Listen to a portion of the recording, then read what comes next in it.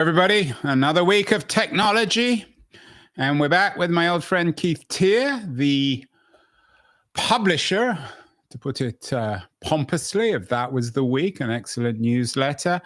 Arthur C. Clarke, one of the great thinkers on technology, had three laws, and the first law is perhaps the most famous, the one that suggests that any sufficiently advanced technology is indistinguishable from magic. And one of the implications, I think, of that is that any sufficiently advanced technology, when used, if it is indeed indistinguishable from magic, appears as if we're cheating, because magic is a form of cheating. And that's the subject of this week's newsletter on a very advanced technology, AI, perhaps the most advanced technology that humans have ever created. And the title of Keith's editorial this week is Who's Cheating? This is related, Keith, to Arthur C. Clarke's famous law, isn't it? I like the association. Yeah, it's not my, I didn't pick it. I wish I had. But yeah, this is about actually a Columbia University student who was expelled recently because he was deemed to have used AI on his projects for about 80% of the work. And that was deemed to have crossed a line, and he was expelled. And yes, James D. Walsh, well, it was from a New York piece, a New York Magazine piece, Everybody is Cheating, and it's about a character of Chungking Roy Lee from Columbia University. Exactly. So, it kind of raises a question. It's almost as if, when the first car was invented, somebody riding it would be accused of cheating because they're not using a horse and cart, and therefore they could get faster than the horse, from A to B. Cheating, defined as using new technology, is really the crux of it. And of course, it does look like cheating from the point of view of the past. But from the point of view of the future, it probably looks like early adoption. And the fact that this kid was expelled really shines a light on, in this case, academia, although I think the same could be said for almost any profession, where the idea of using these tools to do better is not okay. Yeah, and of course, you and I were talking before we went live about the increasingly obscene cost of college. I think sending a kid to a private university these days in the United States for 4 years is going to cost you almost $400,000.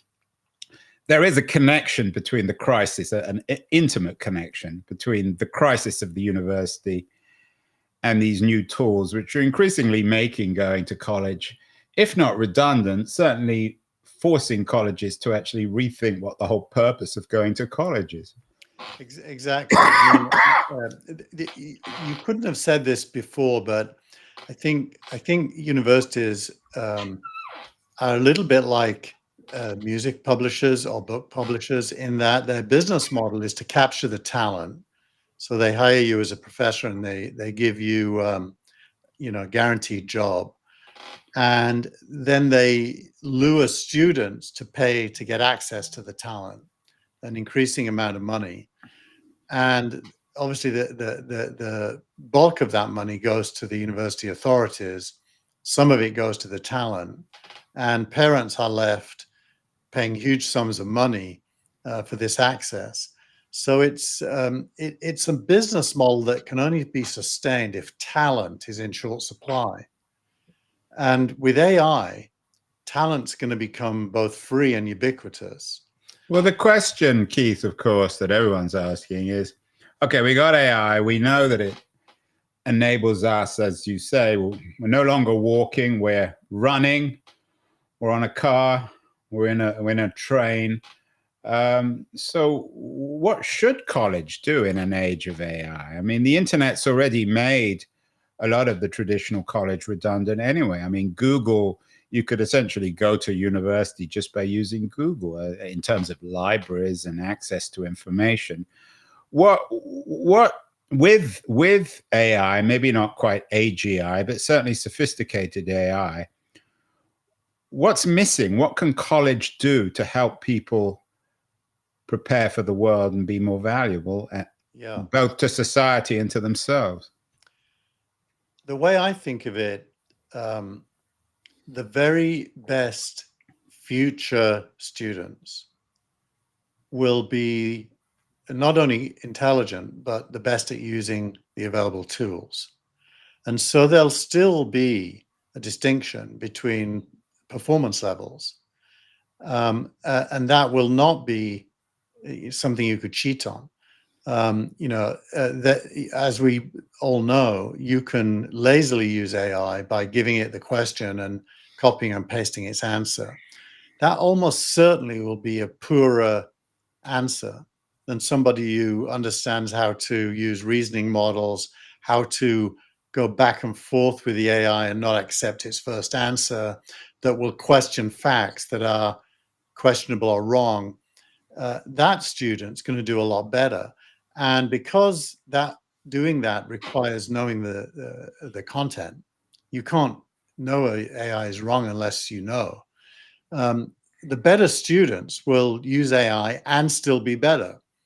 And so what colleges should actually do is become the biggest advocates of AI, to take away from teachers the mundane elements of their job and to train the teachers in this new world of new tools to distinguish between good and bad outcomes.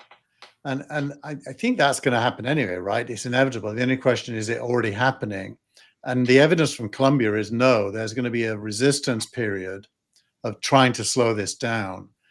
And during that resistance period, Sequoia Capital had an offsite this week, and one of their 3 areas of opportunity was education. And that's always been one of the 3. I'm sure the second is medical, and the third is, I don't know, government. Military, right. I mean, that's been the case ever since I've been going to these events over the last 30 years.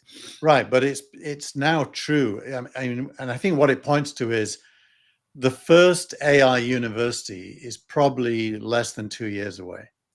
Yeah, I'm not sure if AI university is a contradiction in terms. I'm just not sure if there's any point in universities in our AI age, or certainly in the broad concept of a university, of going away to school and paying hundreds of thousands of dollars to become an adult. It's increasingly unconvincing.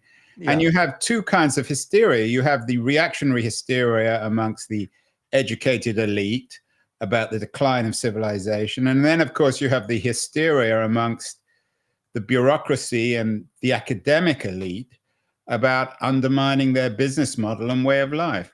But Andrew, what do you think? I think that credentials and both peer judgment and the judgment of more experienced people with younger people, credentials and judgment won't go away. Universities probably should and will, but I don't think credentials and judgment. Well, what is a credential without a university? What is a credential? Well, that's a great question, but I think there might be some good answers to it. It doesn't sound like you have an answer to it.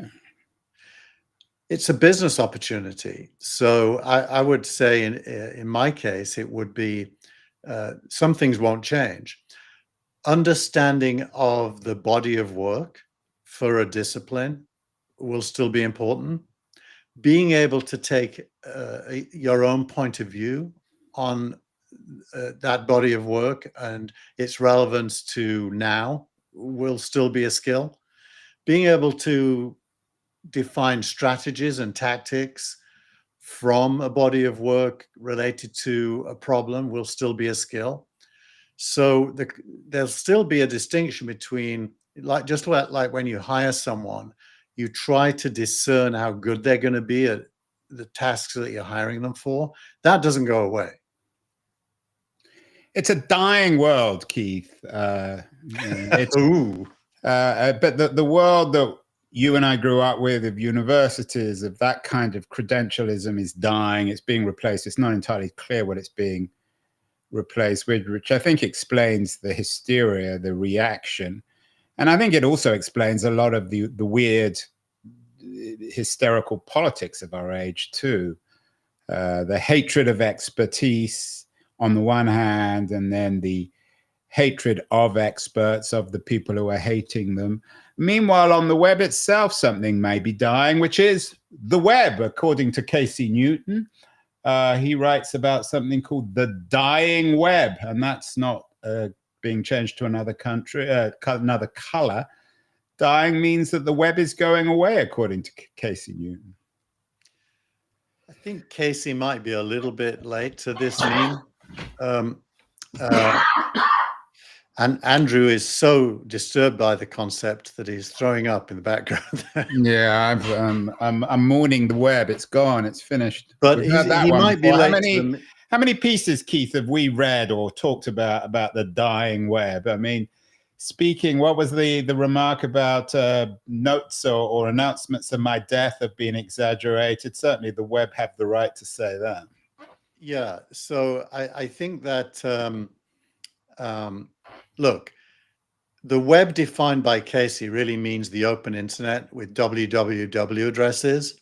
It's the Google. It's the Google web. It's the web. Google web. It's Web 2.0. Right, and this isn't really a lament for the web. Actually, when you read it, it's a lament for the challenge of publishers getting traffic. He believes that the blue links in Google are the only way that a publisher can get traffic to its content, and he thinks that as Google's web search is replaced both by itself and by others by AI, those blue links are going away, and therefore publishers' traffic is going to shrink, and therefore traditional publications are going to be in more mortal danger than they already are. That's really the essence of what he's writing about.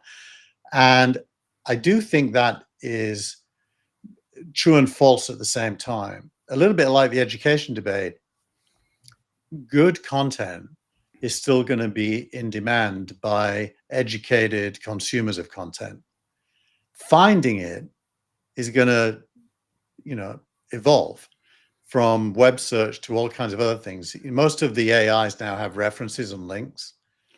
And so and the AIs are mainly subscription models. So it isn't yet, at least, an advertising medium, although OpenAI is talking about bringing advertising to AI. I think that'd be a terrible development.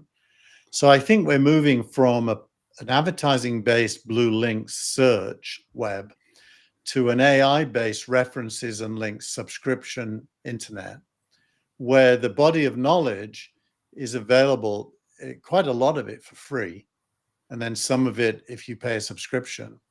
And you will still discover things. And I also think that subscription via tools like RSS to feeds from the New York Times and other like publications will still be attractive to people who want to read those publications. Well, that's what That Was the Week is. And that's your, I'm not sure it's a business model, but that's your modus operandi with That Was the Week.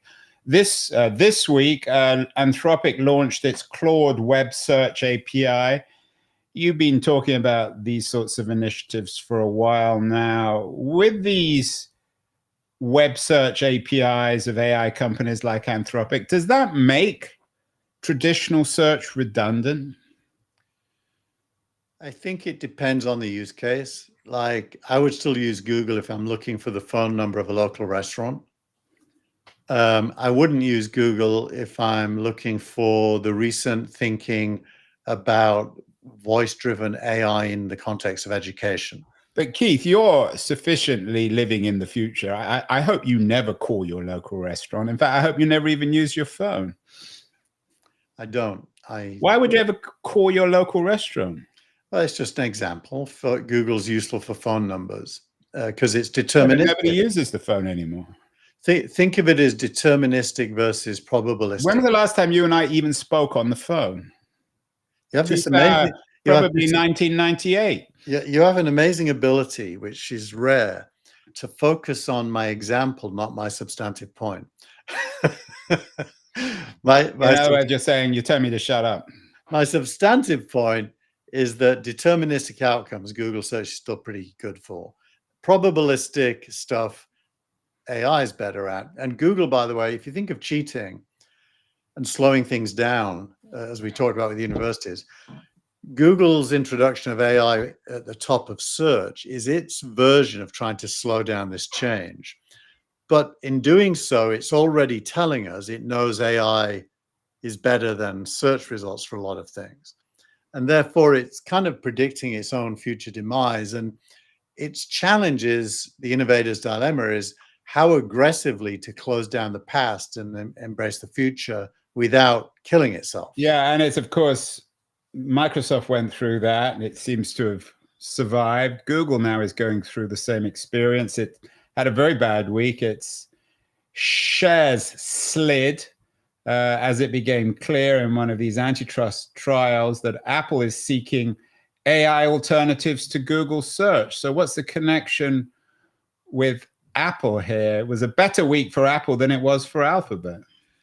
You know, my kind of conspiracy theory brain kicks in on this one.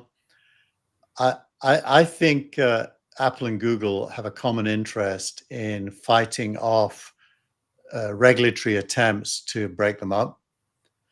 And I think Apple here is coming to Google's rescue by helping make the case that Google doesn't have a monopoly and that the market is entirely capable of killing Google. So there's no need for the government to do so. So I think Eddie Q is probably telling the truth. That and Eddie Q was their former VP of what, strategy? He still is. He has the same job. So I think when he testified and said this, he wasn't lying, but I do think it was helpful to Google for him to say it. Yeah, and it was the same VP of legal strategy or regulatory affairs at Google who seemed to have screwed that one up as well. Meanwhile, MG Siegler is writing about good vibrations between Apple and Anthropic. Is there a new alliance? You know, I mean, Apple couldn't acquire Anthropic, but certainly those two A's, are they the new powers that be in comparison with Google? Yeah, you know, we actually said a few weeks ago that Apple should acquire Anthropic, I think. Or was it Perplexity, or both of them? I think it's up one or the other, actually. And this is evidence that we were smelling the coffee in the right way. This is a potential deal for Apple to build Anthropic AI in. It already builds in OpenAI, now Anthropic AI, but in a specific context of Apple's tool called Xcode, which developers use to write applications. And Anthropic is the very best coding AI. And so it would represent quite a big upgrade for Xcode to have Anthropic built in. When I write Apple apps, I use Anthropic inside Cursor, and Xcode is not possible to use, but I can use it to look at what Anthropic did. This would take things a step further, where I could use Xcode directly. So it's mainly a developer-facing story, but it's also an admission by Apple that automated code writing is the future. Yeah, and another of the pieces you linked to this week is with Apple's eyeing its move to AI search, they're ending the Google era. And we've been talking about the end of the Google era for a while, but it's clearly coming. It doesn't mean the end of Google, just as the end of desktop publishing and the internet didn't mean the end of Microsoft. But Google's having to radically reinvent itself too. Everyone's moving so fast, Keith, there, aren't they? It is. It's probably the... I don't think there's ever been, that I remember, something that changed so rapidly. Even the internet was kind of like the same thing for 10 years, just evolving. Even the move from Web 1 to Web 2 and the slightly abortive move to Web 3 was a continuum, not dramatic. This is dramatic. We're moving rapidly to multiple AI agents talking to each other to accomplish tasks now. As the next and meanwhile, as we noted earlier, the universities and other institutions are standing still, falling further and further behind. Meanwhile, the big story that I think you perhaps underplayed, because you have a particular affection for OpenAI is the story about, and this is how MG Siegler put it, OpenAI attempting to have their for-profit cake and eat it too. In other words, Sam Altman came out and said OpenAI wouldn't be shifting to becoming a for-profit company. It would be still a non-profit, but nonetheless, it will take that $30 billion investment that it got from SoftBank a few months ago. Do you see this as a big story? Is this in any way undermined your confidence in OpenAI? If it doesn't, then I don't know what will. You know, I think firstly, let's just explain what happened. What this represents is OpenAI conceding defeat in the attempt to wholly transform to a for-profit corporation due to the complications of valuing various stakeholders' stakes in such a change and the legal challenge from Elon Musk. Right. So a huge victory for Musk, huge loss for Altman. Yeah. So what they've now done... And just sorry to jump in here, let's just remind ourselves that OpenAI was co-founded by Musk and Altman, and then Musk went off in his Muskian way and a half, and now has spent the last few years trying to undermine both OpenAI and Altman. Yeah, and Musk paid for OpenAI initially. He wasn't just a co-founder. Yeah, I don't think it's the money, but... Yeah. But anyways, so what they've now done, and the details super important here, is they've removed the cap on the for-profit side's value. So the people like Microsoft who own shares in the for-profit side were capped. They're now no longer capped. So governance-wise, they've retained the authority of the not-for-profit, governance-wise, but not value-wise. They've fixed the value of the not-for-profit as a shareholder in the for-profit. So it's not going to grow anymore percentage-wise. And it may not even grow in absolute terms. So the future growth is all inside the for-profit, and it's no longer capped. So actually, OpenAI has fairly cleverly navigated its problems to create the outcome it wanted, which is a for-profit winner inside of its existing structure. Well, that's the best case reading, Keith, of it. For our interview of the week, I interviewed Keach Hagee, who is Wall Street Journal writer, one of the best, an award-winning writer. She's also the author of The Optimist, the new biography of Sam Altman that's out in the next couple of weeks. Her reading, I'm not saying she knows more than you, but she spends a lot more time on this, is she's much more in the MG Siegler camp, is that what's emerging at OpenAI is a profoundly unnatural company, a company which is trying to have it both ways, both being for-profit and non-profit. And in the long run, it's just not viable. Just to borrow a word that you used to like and perhaps still likes, OpenAI is a unicorn in the real world. And as we know, there's no such thing as actually unicorns. Well, I think, look, I don't think they're trying to have their cake and eat it too. I think they're now unambiguously in favor of being for profit. There's not even a narrative any longer that their mission... What did he say this week? So why is he saying that? Well, because... Why is it even a victory then for Musk? It's a victory because they couldn't go the whole way. They had to go halfway to accept the continued existence of the not-for-profit and its governance role, but they've capped its economic upside. So they're drawing a line starting today on where the value growth sits, and it's inside the for-profit, which they are unambiguously in favor of. So I don't think they're being hypocritical at all. I think they're legally challenged to accomplish what they wanted. So they figured it a different way, but they're not hypocrites. Well, I'm not talking about hypocrisy. I'm talking about the creation of a company that just doesn't make any sense. When I had my startup, we had a guy, a typical sales guy, and he was always full of these cliches. And the one I always loved of him is you can't be half pregnant, which is certainly true of sales. Either you have a sale or you don't. Yeah. And it seems to me with what he's doing is he's trying to make OpenAI half pregnant, Well, tell me if you think this is fair, Andrew. But I think Altman, for the last 2 years, has agreed with that and determined to get rid of the not-for-profit. So he kind of agreed and said, let's get fully pregnant with profit. Why? Because the cost of building OpenAI is so huge, it needs large amounts of money, and money doesn't come unless the people supplying it can make a profit. So I think he's been on that side for a couple of years. But no one's arguing that. Look, it's obvious, and that's why he got pushed out in the first place. And this is what I talk to Keach Hagee about, and she's very, very good on this. I mean, it's obvious he wants a for-profit company. He's not committed to the non-profit ideal. That's why he got pushed out in the first place. Yeah, so there's no doubt of what Sam Altman wants. But he won. The problem is that he can't get what he wants within OpenAI.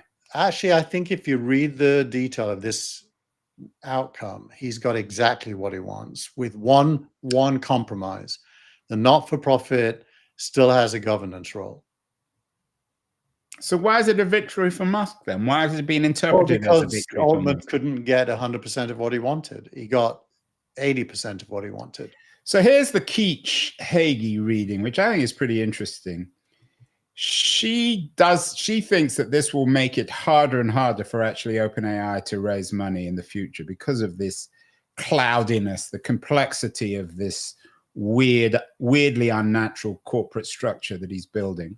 Maybe we should bring her on this show and we can discuss it. But anyway, let me finish.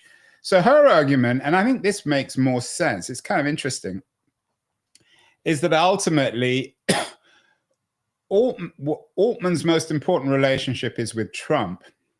And she thinks that eventually if OpenAI, I'm going to cough again, excuse me. If OpenAI can't raise traditional venture money because investors are not comfortable with this weird structure, then it will result in the US somehow supporting OpenAI. Because her argument, and this makes complete sense, is that certainly a Trump administration, given the threat from China, cannot afford to have a failed OpenAI. So what we're sort of creeping into is a new age of national capitalism. No, I think she's probably guilty of having some shibboleths that she's clinging to. What's a shibboleth? What does that mean? Sounds like some Yiddish thing. It's a fixed belief that governs all your other beliefs, and I think she's got that. Look, firstly, I think the outcome of this is that OpenAI will be more capable of raising capital than ever before because they just uncapped the upside. So the idea that they won't be able to raise capital, I think, is wrong. Secondly, I think Altman has understood something that others are coming around to, which is all the money in AI is going to be in the application layer. And OpenAI, that is to say, the layer we all use, and OpenAI is far ahead of anybody. It now has more than 1 billion active users using it at the application layer. And of course, this week, Altman just hired a CEO of applications, a woman who had previously been the Instacart CEO. So, yeah, well, there you go. And that, by the way, that's a CEO of Instacart, a public company that's doing super well, choosing a career path to run applications at OpenAI. And OpenAI historically has been thought of as an infrastructure company. I've always said on this show that the stack in between the application layer and the infrastructure is going away, and that the winner will own the whole stack at the application level. And we've been saying that for a year here. And this hire says that OpenAI believes that as well. And it's huge. It's a massive signal to the industry what's happening. And Google should be threatened by that. Microsoft should be threatened by that.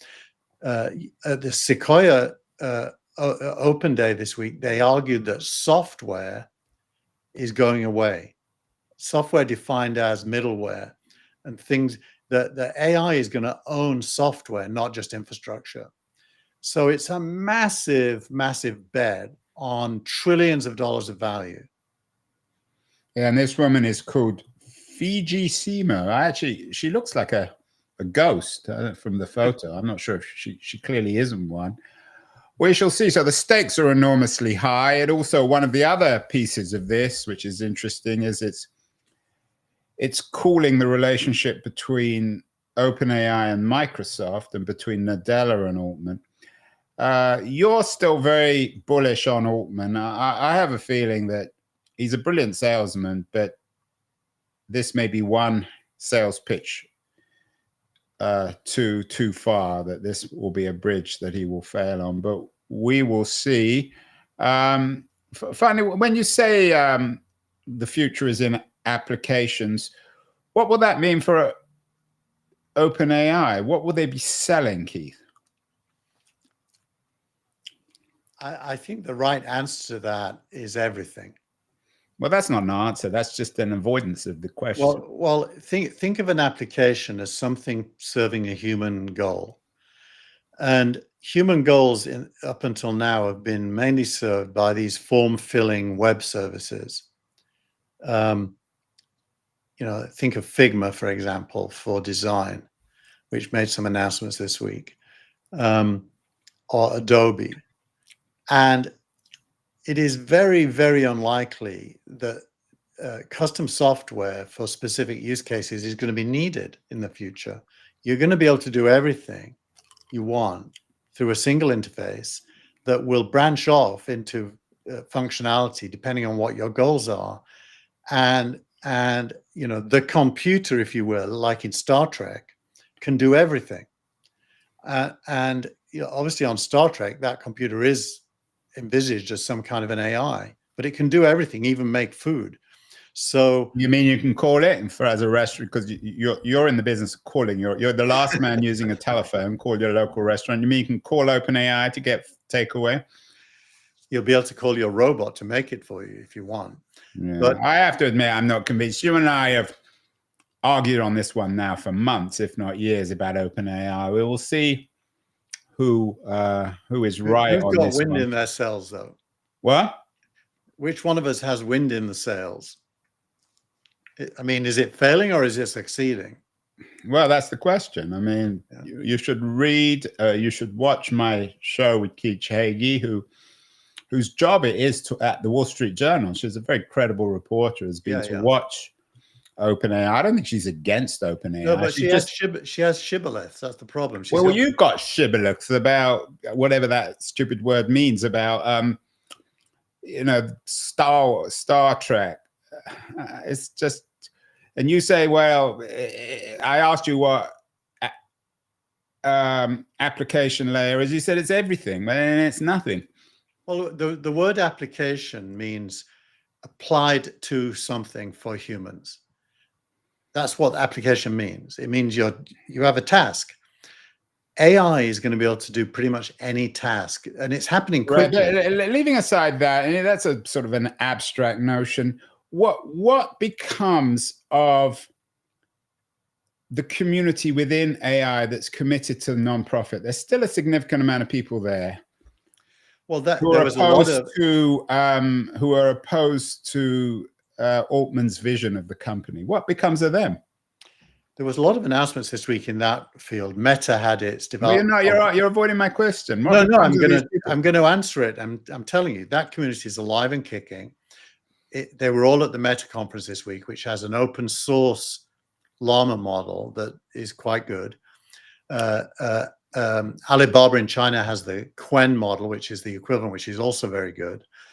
And OpenAI, by the way, in a testimony to the Senate this week, confirmed that it will be releasing what it believes is the best open source model later this summer.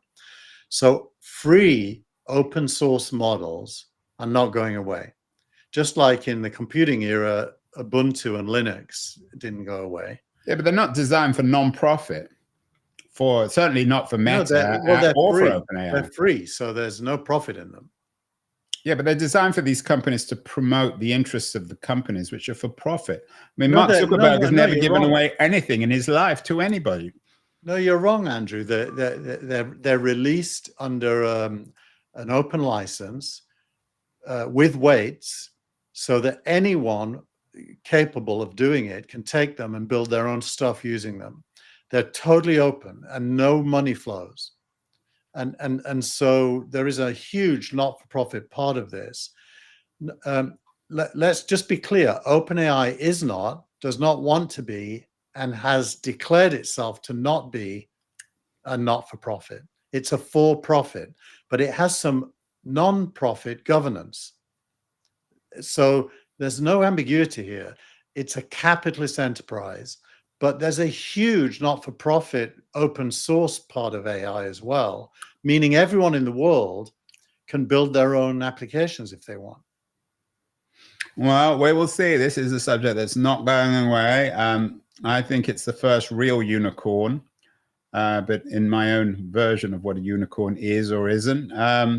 Lots to talk about, Keith. We will come back next week. Meanwhile, Spurs are playing Manchester United in the Europa League final. So maybe we can do a special edition of That Was the Week from Bilbao in a couple of weeks. Wouldn't that be, I'm scared to go because you've beaten us 3 times this season already. And I mean, a 4th seems unlikely. Well, the other 3 are completely meaningless games. And I'm just as scared as you are. We both expect disaster. We will see. Maybe we can, if we lose, we can use the excuse that we're a non-profit. Well, we certainly not winners, that's for sure. Well, one thing we can say about Daniel Levy at Spurs is he is all for profit. There's no non-profit at Spurs. We will talk again next week, Keith. That was the week. Fascinating week. OpenAI, Google, Apple. More of this next week. Have a great week, everyone, and we'll see you.